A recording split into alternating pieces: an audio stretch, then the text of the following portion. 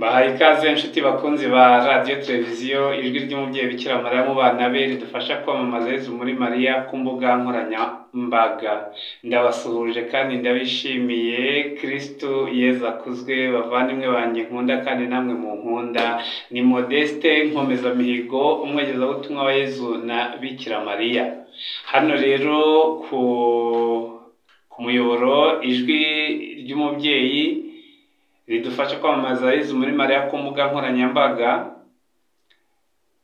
Hari ikinzanye ahangaha, ni ubwa mbere ntangiye gukora muri ubu buryo, ntabwo mbumenyereye, sindabimenya neza, ariko mfatanije namwe kandi nishimiye kubana namwe. Nuko rero umurongo w'uyu muyoboro ijwi ry'umubyeyi murawuzi mwese ko ari Ivanjiri ya Luka, umutwe wa 24 umurongo wa 47 kugeza ku wa 48. Haragira hati, uhereye Yerusalemu kugera mu mpera z'isi, abantu bo mu mahanga yose bagomba kwigishwa mu izina rya Yezu ibyerekeye kwisubiraho n'ibabarirwa ry'ibyaha. Ibyo nimwe bagabo bashinzwe kubihamya, nanjye ndimwo rero, nawe urimwo. Duhuriye kuri uyu muyoboro nyine w'ijwi ry'umubyeyi.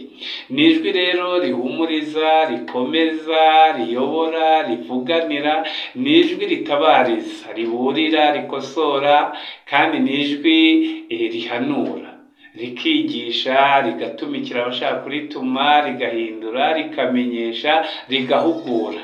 Ni muri ubwo buryo tuzagenda dusangira ubutumwa kuri uyu muyoboro w'ijwi ry'umubyeyi. Ikinzanye ahangaha rero ndakivuga, reka mbanze dusabe dusenge Roho Mutagatifu atuyobore. Ku izina ry'Imana Data na Mwana na Roho Mutagatifu, amen. Roho wa Nyagasani, Roho wa Yezu, Roho wa Mana Data, Roho udukunda, turagutumiye mu izina rya Yezu, uze ubane natwe, utwigishe, utumurikire, uduhugure, uze utumurikire, uturinde kandi mu byo tuvuga, ibyo dukora n'ibyo dutekereza, tubisabye ku bwa Yezu Kristo umwami wacu, amen. Mariya utasamanywe icyaha, udusabire. Mwamikazi w'intumwa, udusabire. Mubyeyi wa Kiliziya, udusabire.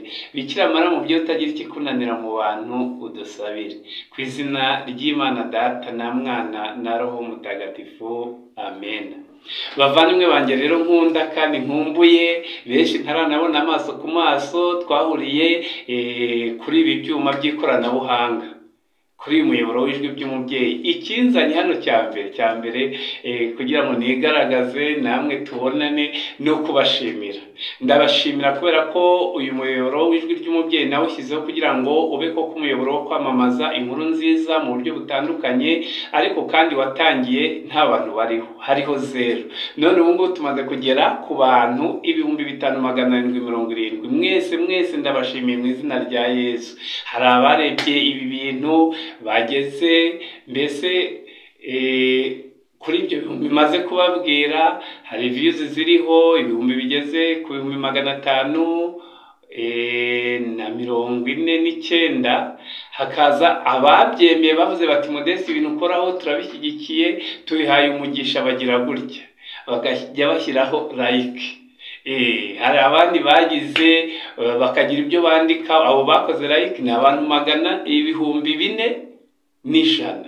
Ariko kandi hari abashyizeho commentaire bakagira ibyo bandikaho, bangira inama, bankosora, bashima se, cyangwa se bagira icyo bibaza kuri ibyo ngibyo nashyizeho. Ni abantu bageze kuri 670. Ni comment 670 mwashyizeho. Hanyuma rero hari n'abandi bakoze babisharinze. Ababisharinze bagiye babyohereza abandi inshuro 5,900. Ariko biriya 5,770 navuze ni abakoze subscribe. Subscribe no kuvuga, reka nabisobanure nyira ahangaha. Ndabashimira nyine mwebwe mwese mwakoze mwabirebye mbere na mbere kugira ngo mukore subscribe. Subscribe no kuvuga ngo wakoze aho hantu kugira ngo igihe cyose nzajya nshyiraho ikiganiro ibyo nshyizeho ubibone. Bagiye baguha ikimenyetso cy'uko hari ibyo nashyizeho, cyangwa se nubira muri telefone yawe ubashe kubibona. Abari nabakoze like bivuze ngo wakoze neza, ibyo washyizeho turabishimye, turabyemeye se cyangwa se turabikunze, namwe Imana ibaha umugisha. Hari ababisharinze bakabiha abandi bati byiza nk'ibi Modeste dushyireho ntabwo twabyiherana, reka tubyoherereza abandi. Namwe ndabashimiye mu izina rya Yesu. Hari abashyizeho komanteri babishima se babigaya se, ariko nabyo ni byiza, bituma menya uko nifata mu byo ndi kubaha, nkamenya icyo mpindura nkosora se cyangwa se icyo nzongeraho bitewe n'icyo mwabajije cyangwa se mwifuza ko nageraho. Bavandimwe rero mwarakoze cyane, ab'ijuru bazabampera umugisha, kandi ndawubasaba utagabanije, ugere mu banyu no mu byanyu byose, ugere mu matungo yanyu, ugere mu mazu yanyu, ugere mu bana banyu, ugere mu mirima yanyu, ugere no mu nkono zanyu. Reka rero mbature n'iri jambo riri mu Banyafilipi, ni umutwe wa mbere umurongo wa 3 kugeza ku wa 11. Aya magambo muze kuyasoma cyangwa reka nyabasomere. Haravuga ngo ibaruwa Paulo intumwa yandikiye Abanyafilipi, umutwe wa mbere umurongo wa 3 kugeza ku wa 11. Ni kadomba hayi. Nshimira Imana yanjye igihe cyose mbibutse no mu masengesho yanjye yose. Buri gihe mbasabira mwese nishimye kubera uruhare mwagize mu kwamamaza inkuru nziza kuva ku munsi wa mbere kugeza ubu. Sinshidikanya rero ko Imana yabatangiyemo uwo murimo mwiza izanawukomeza kugeza ku munsi Yezu Kristo azaziraho. Ngibyo ibitekerezo mbafitiye mwese, kandi koko birakwiye, kuko mbahoza ku mutima mwebwe muhora mwifatanije nanjye mu neza yose Imana yangiriye, haba ubundi mu buroko, haba n'igihe twarwaniraga inkuru nziza ngo ikomere. Koko ndabakunda n'umutima wanjye wose wuzuye urukundo rwa Yezu Kristo. Imana ubwayo nyitanzeho umugabo. Icyo mbasabira rero ni uko urukundo rwanyu rwakomeza kwiyongera mu bwenge no mu bumenyi bwose, kugira ngo mushobore guhitamo ibitunganye, bityo muzabe abaziranenge n'indahemuka kugera ku munsi wa Kristo, maze muzere imbuto z'ubutungane zituruka kuri Kristo zigahesha Imana ikuzo n'ishimwe. Twakire neza ijambo ry'Imana. Ngibyo rero ibyo mbifuriza, ndabakunda kandi mbikuye ku mutima n'Imana nitanzeho umugabo, mwifatanije nanjye kuva mu ntangiriro kugeza kuri uyu munsi. Ubu noneho bigiye kurushaho, tuzafatanye bibe byiza gusumba uko dusanzwe. Aho mutuye rero mu maparuwase, mu madiyoseze, haba no mu bindi bihugu nyagiye njyamo, muri Kongo, mu Burundi, ndifuza kongera kubabona, ndifuza kongera kubageraho, nkabagezaho ubutumwa mu ndirimbo, mu nyigisho, mu nyandiko, nk'uko nayo isanzwe mbikora. Ibihe bibaye byiza, Imana ikabitwemerera, ingendo zikongera zigakorwa. Hanyuma icyo nabafasha kugeza ubu, mu by'ukuri iyi shene ikwiriye kudufasha twese, ikagira akamaro namwe ikabagira akamaro. Ni karibu rero kuri uyu muyoboro w'ijwi ry'umubyeyi, radio televiziyo idufasha kwamamaza Yezu muri Mariya ku mbuga nkoranyambaga.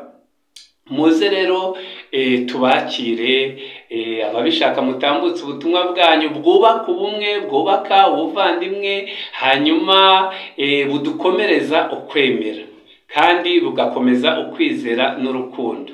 Kuko urukundo ni ikintu gikomeye, Yezu yararuturaze aruduhamo n'itegeko. Iyo bibaye itegeko ni ikindi kindi, bivuze ngo itegeko iyo utaryubahirije bigenda bite? Urahanwa, urabihanirwa. Gukunda rero no gukundana turabitegetswe.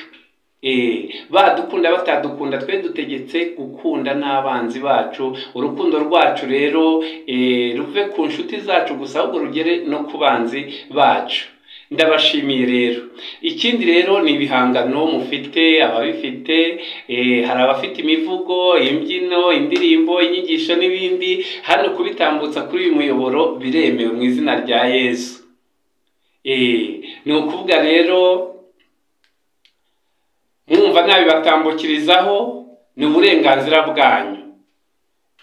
Mwajya mumpamagara kuri telefone nkoreraho igendanwa, kandi yo muri studio niko navuga. Ni telefone ya 0789565530. hanyuma muzi ko ngira niyo kuri WhatsApp twoherezanya amakuru tukaganira cyangwa tugasharinga n'ibyo bintu tukabyohereza abandi. WhatsApp ya nyiri 0788 hanyuma rero abakeneye ko mbageraho birashoboka, ari mu masantrale, mu maparuwasi, mu miryango remezo yanyu mukantumira biremewe, mu miryango ya Gisiyo Katolika biremewe, no mu birori runaka mwagize mwifuza ko twatambutsamo ijambo ryiza ryubaka, rifasha abakristo, rifasha gukiza imitima ya benshi. Inkuru nziza tukayamamaza no mu birori byacu, no mu mahuriro yacu, no mu magrupe yacu aho twahuriye hatandukanye. Hanyuma rero ikindi sinabura kubabwira mu by'ukuri ni ukuvuga ngo hari abashaka kumpa inyunganizi y'ibitekerezo byanyu, biremewe, ubufasha se cyangwa se indi nkunga yatuma iyi channel yacu, uyu muyoboro w'ubutumwa wacu ubasha gukora neza, ubasha kwivugurura ugahinduka. Ibyo mubona bitameze neza nkagira uburyo n'ubushobozi bwo kubikosora mu izina rya Yesu. Bavandimwe rero ndabashimiye. Ubu ni uburyo bwa mbere ntangiye njyahagaragara kugira ngo tujye tuganira, tubashe kwakira inkuru nziza n'ubutumwa bwiza. Uko Nyagasani azanshoboza kubikora nzagenda mbibabwira, hanyuma kuko ubu ngubu ntabwo ndamenya ngo bizagenda bite cyangwa se bizakorwa bite.